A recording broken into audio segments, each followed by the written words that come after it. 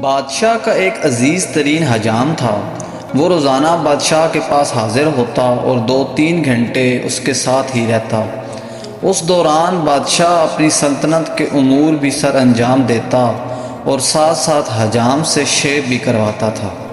ایک دن حجام نے بادشاہ سے عرض کیا، حضور، میں وزیر کے مقابلے میں آپ کے زیادہ قریب ہوں اور میں آپ کا وفادار بھی ہوں، تو آپ مجھے اس کی جگہ وزیر کیوں نہیں بنا دیتے؟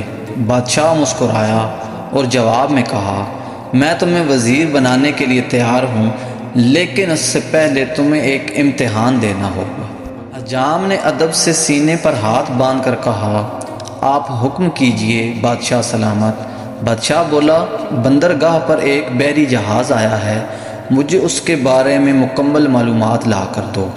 حجام فوراً حکم کی تعمیل کرتے ہوئے بندرگاہ کی طرف دوڑا اور واپس آ کر بولا، جی بادشاہ سلامت، جہاز وہاں کھڑا ہے۔ بادشاہ نے پوچھا، یہ جہاز کب آیا؟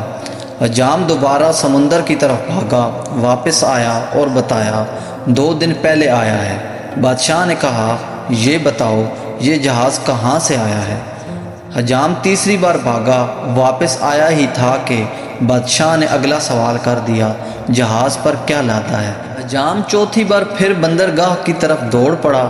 مختصر حجام سارا دن محل اور بندرگاہ کے چکر لگاتا رہا، یہاں تک کہ شام تک وہ تھک کے چور ہو گیا۔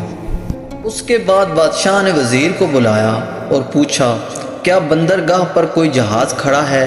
وزیر نے ادب سے ہاتھ باندھ کر عرض کیا، جناب، 2 دن پہلے ایک تجارتی جہاز اٹلی سے ہماری بندرگاہ پر آیا ہے، اس میں جانور، خوراک اور کپڑا لادا ہوا ہے، اس کے کپتان کا نام جلال ہے۔ یہ جہاز 6 ماہ کا سفر طے کر کے یہاں پہنچا ہے اور 4 دن مزید یہاں ٹھہرے گا۔ یہاں سے ایران جائے گا، جہاں 1 ماہ قیام کرے گا۔ اس میں 209 لوگ سوار ہیں اور میرا مشورہ ہے کہ ہمیں ایسے بحری جہازوں پر ٹیکس بڑھا دینا چاہیے۔ بادشاہ نے یہ سن کر حجام کی طرف دیکھا۔ حجام نے چپ چاپ اپنا استرا اٹھایا اور عرض کیا، جناب، کلمہ چھوٹیاں رکھاں کہ وڈیاں۔